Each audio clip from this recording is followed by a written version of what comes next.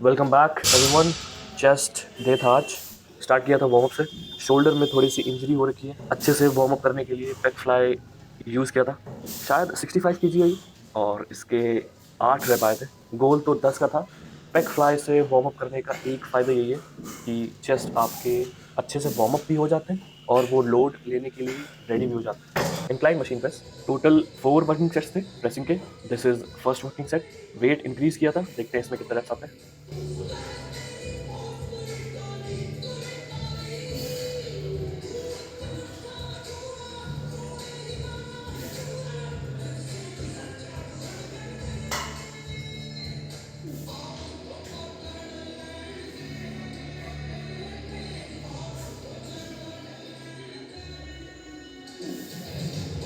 Try किया था last वाला लेकिन आया नहीं, एक पार्शल। सो टोटल 4 रेप्स और एक पार्शल। Next working set. जिस टेम्पो को मैं यूज़ कर रहा हूँ उसमें इतने ज़्यादा सेट्स करने की ज़रूरत होती नहीं है। मतलब मैं अभी 4 सेट्स करता हूँ प्रेसिंग के और सिर्फ एक प्रेसिंग मूवमेंट करता हूँ, इंक्लाइन मशीन प्रेस, जो आप देख रहे हो। इसमें टेक्निकली मुझे सिर्फ 2 ही सेट करने हैं, लेकिन इसको करने में जो फॉर्म रिक्वायर्ड होती है या फिर इसको सीखने में जितना टाइम लगता है उतना मैंने टाइम इसको दिया नहीं है। इसी वजह से सेट्स ज़्यादा हैं, तो 4 सेट्स में इनफ प्रैक्टिस भी हो जाती है और मैं सीख भी जाता हूँ। और ये थोड़े से टाइम के लिए और करूँगा, फिर सिर्फ 2 ही सेट करूँगा प्रेसिंग के और चेस्ट फिनिश हो जाएगा। और फ्लाइज करनी होगी वो भी कर लूँगा। पहले एक फ्लैट बेंच करता था, एक इंक्लाइन बेंच करता था और फिर फ्लाइज करता था। तो वो सिर्फ एक पुश वर्कआउट में 12 सेट्स हो रखे हैं, सिर्फ वर्किंग सेट, और उनका फ़ायदा कुछ नहीं है। अब ट्रेनिंग इंप्रूव हो चुकी है, मुझे पता है चीज़ें कैसे काम करती हैं। इसी वजह से सिर्फ एक मूवमेंट करता हूँ और उसके 4 सेट, वो भी कम कर दूंगा। बस ये मूवमेंट धीरे धीरे सीख जाऊँ, क्योंकि प्रैक्टिस से ही मैं सीखूंगा। सेट्स कम कर दूंगा तो इंजरीज बढ़ जाएंगी, क्योंकि अभी भी मुझे ये ढंग से करने नहीं आती है। सो एक बार मैं फॉर्म सीख गया तो सेट्स डिक्रीज कर दूंगा इसके।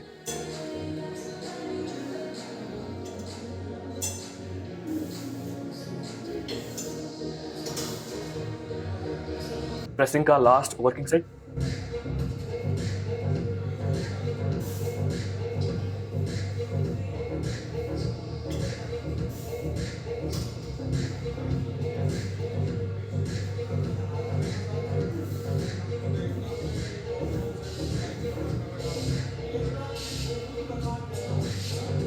मुझे पता था कि 4.5 रेप्स आएंगे, इसी वजह से स्पॉट करने के लिए समय को बुला लिया था।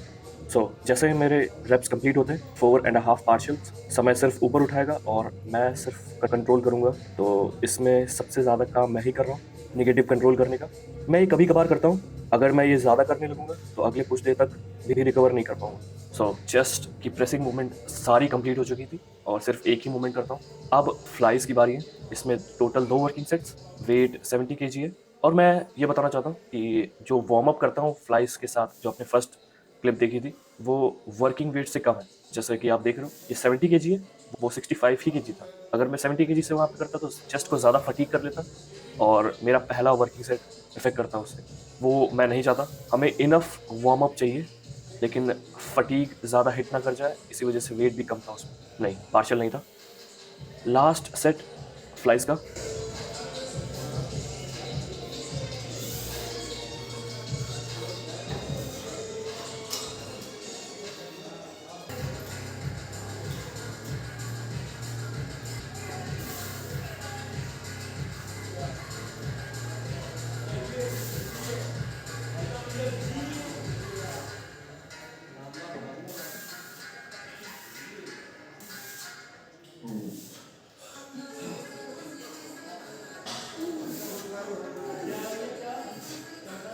सेम वेट था, वेट कम नहीं किया था।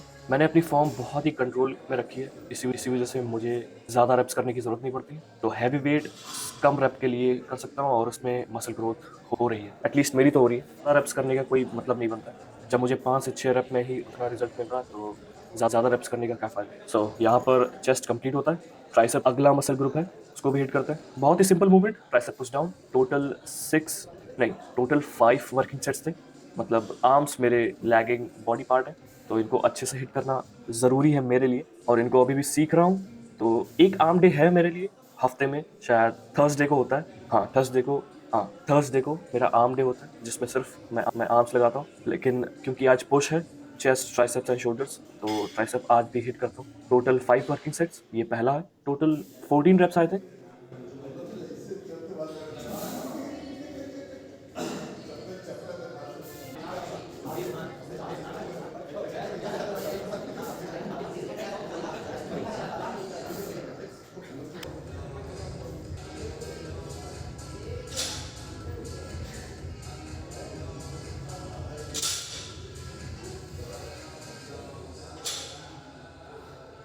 सेकेंड वर्किंग सेट है ये, और सेम वेट के साथ किया था।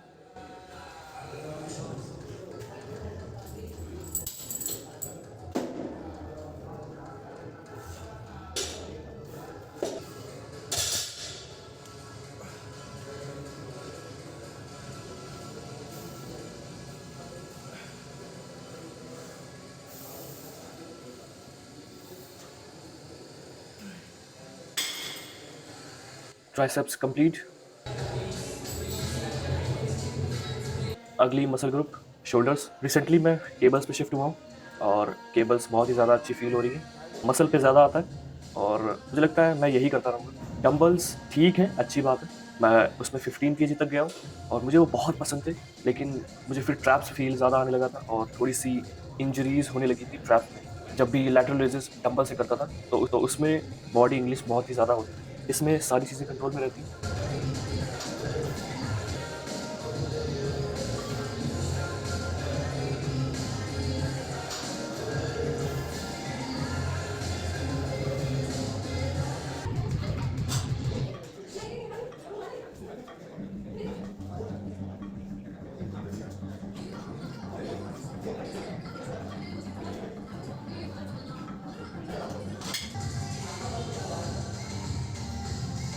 और मैं मिलता हूँ आपको अगली बार।